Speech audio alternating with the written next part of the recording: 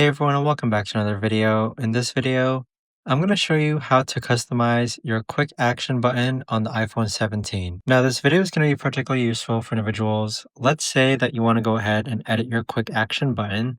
How do you actually go ahead about doing so? Now, this video is going to be short, sweet, and simple, guys. There's not going to be a lot of steps involved.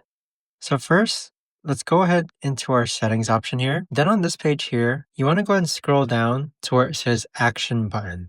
Click on action button. Now this is where you can actually go ahead and customize your action button so you can actually quickly access your favorite controls.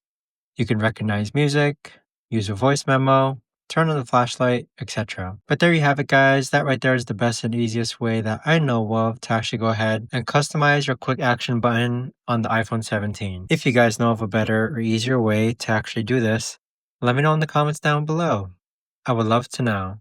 Thanks so much for watching, everyone, and I'll see you guys all in the next video.